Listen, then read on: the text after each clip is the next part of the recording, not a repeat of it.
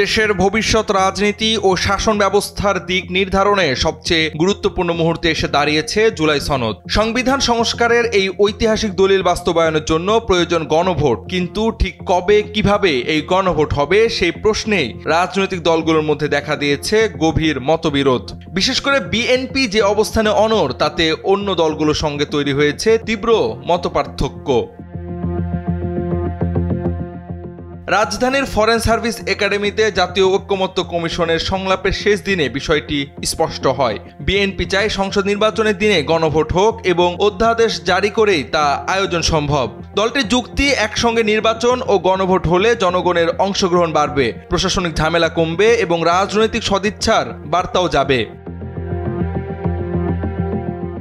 বিএনপির স্থায়ী কমিটির সদস্য সালাউদ্দিন আহমেদ বলেন, গণভোট হবে জনগণের ম্যান্ডেট নেওয়ার প্রক্রিয়া, যা সংসদের ওপর বাধ্যতামূলক। তবে তাদের দাবি, গণভোটে নোট অব ডিসেন্ট রাখতে হবে, যাতে জনগণ বুঝতে পারে কোন কোন সংস্কারে দলগুলোর দ্বিমত রয়েছে। ভবিষ্যতে যে কোনো দল যদি জনগণের রায় পায়, তারা চাইলে সেই সংস্কারগুলো বাস্তবায়ন করতে পারবে।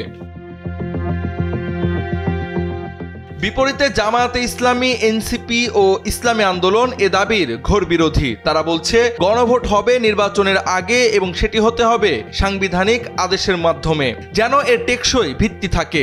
জামায়াতের নায়েবে আমির ডাক্তার তাহের বলেন, একদিনে নির্বাচন ও গণভোট হলে দুটির ফলই প্রশ্নবিদ্ধ হতে পারে। তার মতে, ভোটারদের যেন দ্বিধায় পড়তে না হয়, তাই আগে গণভোট হওয়ায় যুক্তিযুক্ত। তাছাড়া যেহেতু জামাত উচ্চকক্ষে পিআর চায়, তাই নির্বাচনের আগে গণভোট না হলে উচ্চকক্ষে পিআরের বিষয়টি ধোঁয়াশার মধ্যে পড়বে। এনসিপি আগে বলেছিল একই দিনে নির্বাচন ও গণভোট হতে পারে, তবে এখন তারা তাদের আগের অবস্থান থেকে সরে এসেছে। তাদের দাবি, নির্বাচনের আগে জনগণকে জানাতে হবে সংসদ হবে এক কক্ষ বিশিষ্ট নাকি দ্বিকক্ষ বিশিষ্ট, পিআর পদ্ধতি গ্রহণ হবে কিনা। তাই তারা চায় এসব স্পষ্ট করতে আগে গণভোট হোক।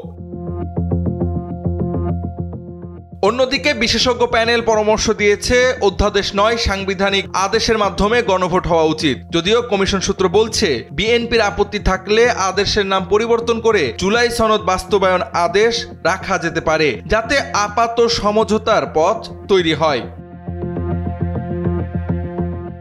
কমিশন বলছে, তাদের চূড়ান্ত সুপারিশ তৈরি হচ্ছে, যা সরকারের কাছে দেওয়া হবে। কিন্তু বাস্তবতা হলো, গণভোটের সময় ও কাঠামো নিয়ে একমত না হলে জুলাই সনদ বাস্তবায়ন আবারও পিছিয়ে পড়তে পারে রাজনৈতিক বিভাজনের ফাঁদে। এখন দেখার বিষয়, জাতীয় ঐক্যমত্যের পথে এই মতানৈক্য অতিক্রম করে দেশ একটি ঐতিহাসিক সিদ্ধান্ত নিতে পারে কিনা।